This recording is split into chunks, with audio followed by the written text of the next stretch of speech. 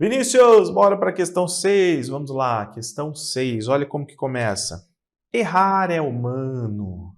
Esta afirmativa é exclamada em diversas ocasiões e contextos, não necessariamente escolares. Contudo, se o erro acontece dentro do ambiente escolar e mais especificamente no decorrer do processo de ensino e aprendizagem, algo deverá ser feito em prol das aquisições de conhecimento por parte do aluno. Desse modo, o pressuposto que norteará o professor não deverá considerar que. Tá. Então, antes de respondermos a questão, vamos falar um pouquinho sobre a possibilidade de errar ou não no processo de ensino-aprendizagem, se o erro é bem-vindo, se não é. Desse modo, eu vou falar aqui de uma educação, de um processo de ensino mais tradicional e de um processo de ensino mais construtivista, por exemplo. Tá? Fazer essa comparação já dá para a gente fazer fazendo essa comparação, a gente consegue fazer uma bela de uma revisão aqui. Então vamos começar com o ensino tradicional. Como que funciona, Vinícius, o ensino mais tradicional? Então, o ensino mais tradicional dá muita ênfase ao conteúdo. Então, conteúdo. Conteúdo, gente, na sua versão já acabada. O conteúdo é oferecido já pronto para o sujeito. Então, conteúdo na sua versão acabada. Se o conteúdo é oferecido pronto ao aluno, ele precisa ficar pensando, reconstruindo, elaborando hipóteses? Não. Então, esse aluno aqui, ele é passivo nesse processo. E como que aprende o aluno passivo? Ele aprende por repetição, através de repetição e memorização. Tá? Maravilha. Como nós estamos muito preocupados aqui, o professor, por exemplo, em transmitir o conteúdo na sua versão acabada e a prática acaba sendo conteudista, né? O foco está no conteúdo, então eu tenho que desenvolver uma forma de transmitir bem esse conteúdo da forma mais clara possível para que todos possam aprender. Então a gente tem algumas peculiaridades aqui, né? Primeiro, o método, ele vai sempre recorrer a um passo a passo. Um passo a passo, ou seja, uma transmissão linear desse conteúdo.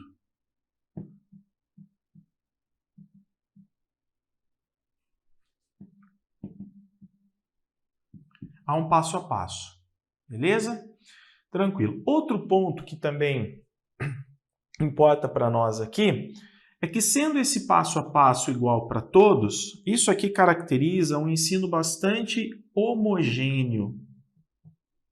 Então, homogeneidade. Ensina-se do mesmo jeito para todos. Homogeneidade. Ensina-se do mesmo jeito, da mesma forma, ao mesmo caminho para todos. Então, a gente tem aluno passivo, o aluno que repete, memoriza e depois é avaliado com base naquilo que ele reteve, o passo a passo para vencer os conteúdos e para fazer com que o aluno, né, oferecendo esses conteúdos em doses homeopáticas para que o aluno possa repetir e ir memorizando. Esse conteúdo também podemos reconhecer nas leituras, enfim, ele é passado, transmitido de forma bastante fragmentada, ok? Então há uma fragmentação aqui desse processo, com esse passo a passo. E aí eu pergunto, diante disso tudo, como que funciona a questão do erro? O erro, gente, ele deve ser evitado e punido. Evitado e punido. Então, o ideal é que o aluno não erre e, se ele errar, o professor já intervém punindo. Então, o professor já vai mostrar, errou. Né? E já existe uma versão pronta, acabada do conteúdo e o aluno precisa reter aquela versão. Tudo que for diferente daquela versão, pronta e acabada, porque o aluno pensa assim, pensa assado. Se for diferente da versão pronta e acabada, isso quer dizer que o aluno errou, quer dizer que não houve a mudança de comportamento e, portanto, o aluno precisa repetir, aprender novamente até que ele acerte. Então, o erro não é bem-vindo nessas práticas. Aqui nós temos, por exemplo, como base, né, desse ensino, desse processo, o behaviorismo. Dentro do behaviorismo, do comportamentalismo, nós temos algumas correntes, tá? Então, exemplo aqui, poderia recorrer ao condutismo.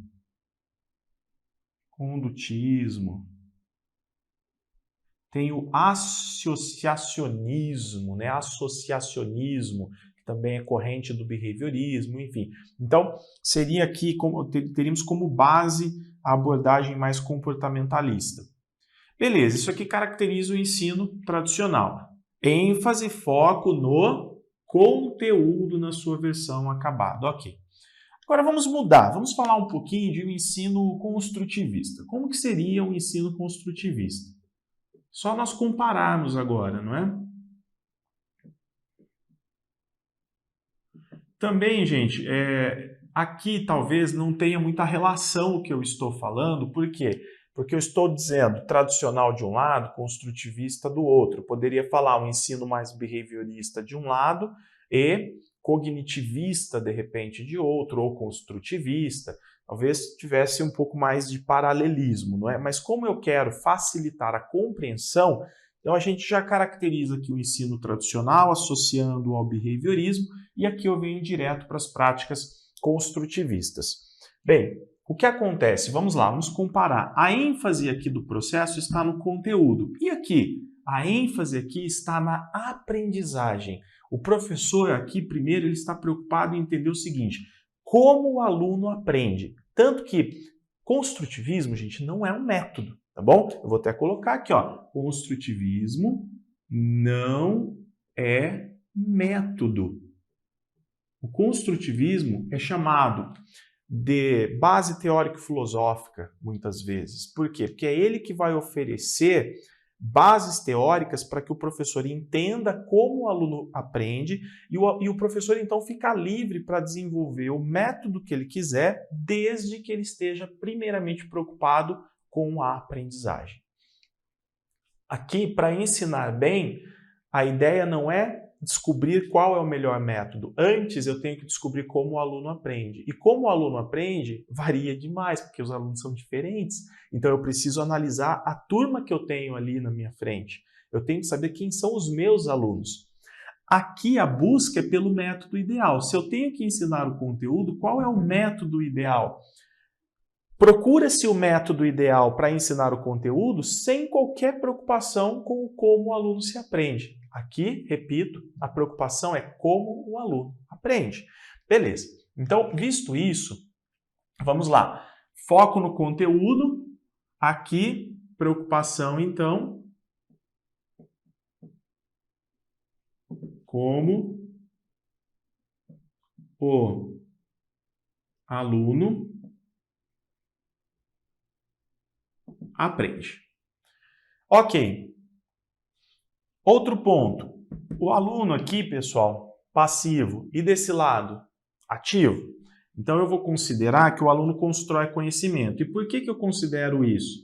Porque eu vou recorrer a teorias diferentes do behaviorismo. Aqui, se eu recorrer ao behaviorismo, condutismo, por exemplo, behaviorismo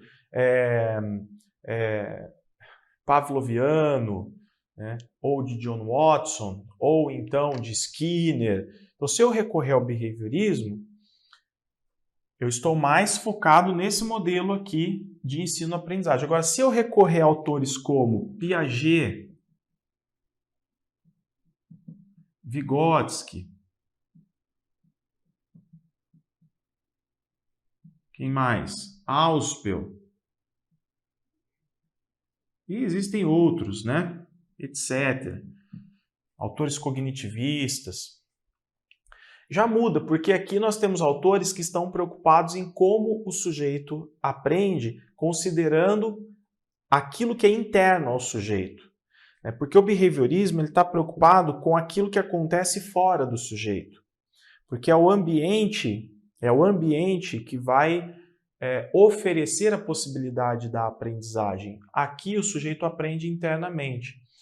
Então, vejam que muda, né? A base teórica muda e a concepção de aprendizagem, de ensino, enfim, muda também.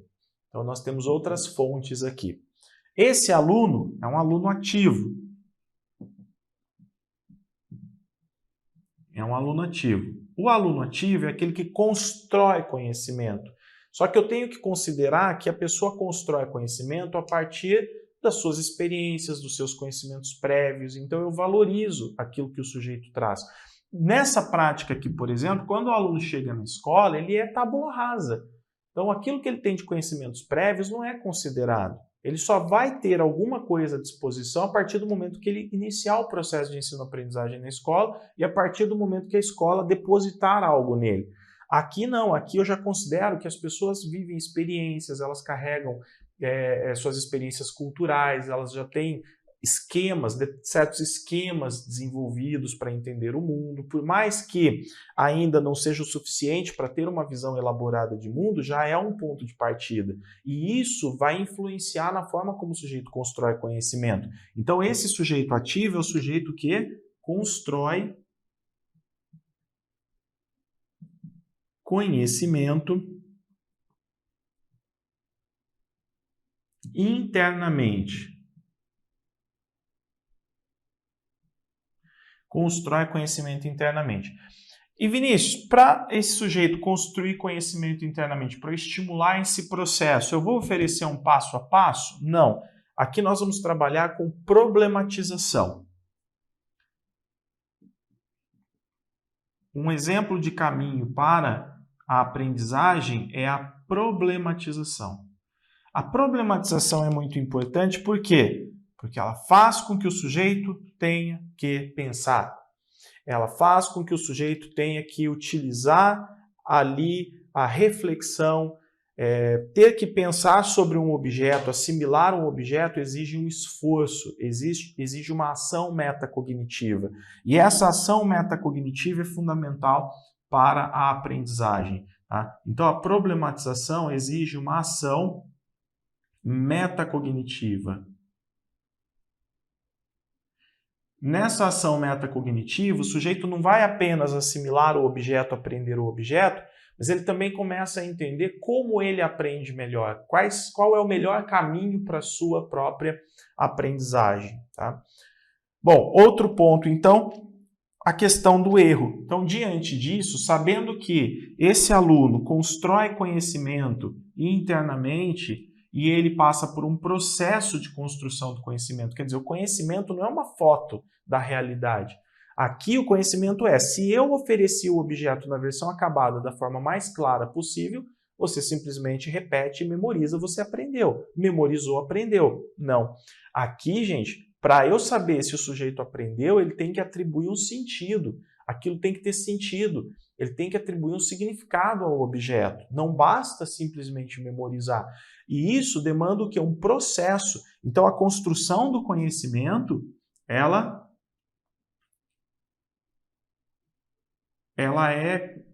acontece dentro de um processo. E a aprendizagem, no caso, não está ligada à memorização, mas à atribuição de sentido e à capacidade de perceber e de compreender o significado do objeto. Aí sim nós estamos falando de aprendizagem.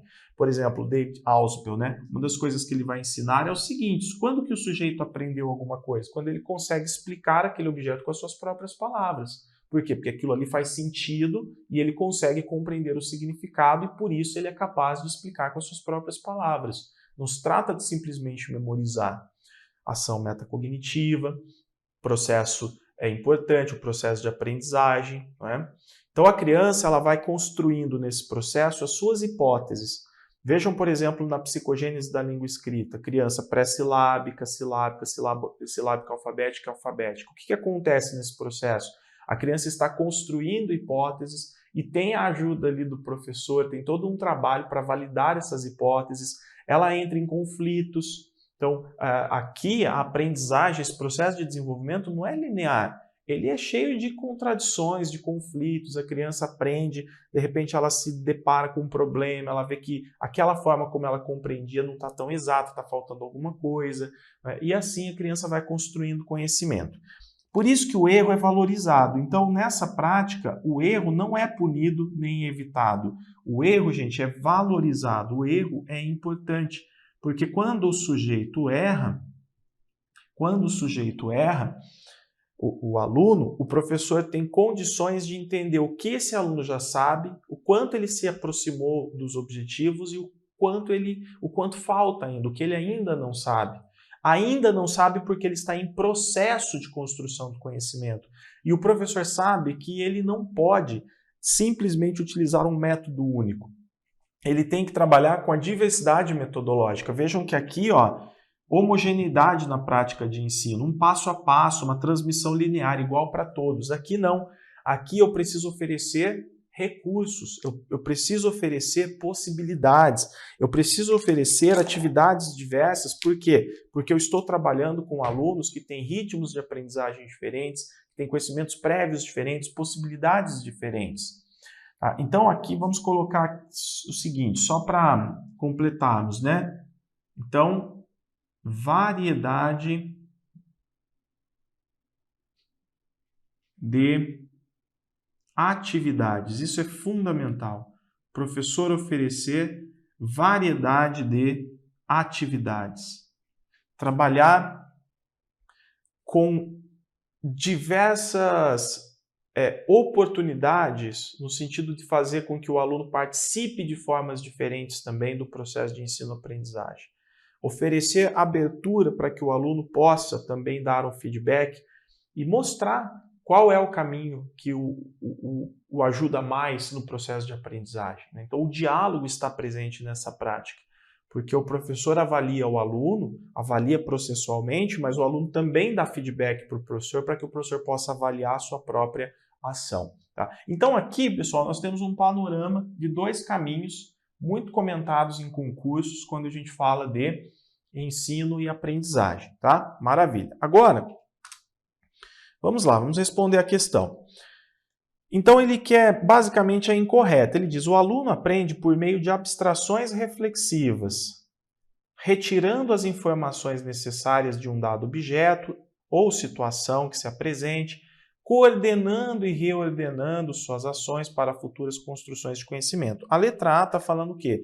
Que o sujeito ele não aprende tirando uma fotocópia da realidade. Ele aprende realizando todo esse esforço cognitivo, né? Cognitivo, metacognitivo. Então, está certo.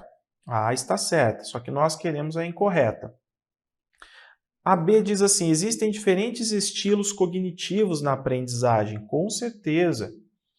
A C, o aluno precisa de autonomia investigativa para chegar ao motivo do seu erro, sem intervenção direta ou indireta do professor. Opa, aí que está o problema. O erro é importante por quê? Porque uma vez que o professor conhece o erro, ele sabe onde o aluno errou, ele consegue intervir muito melhor. Avalia formativamente e intervém o tempo todo com muito mais qualidade, com pontualidade.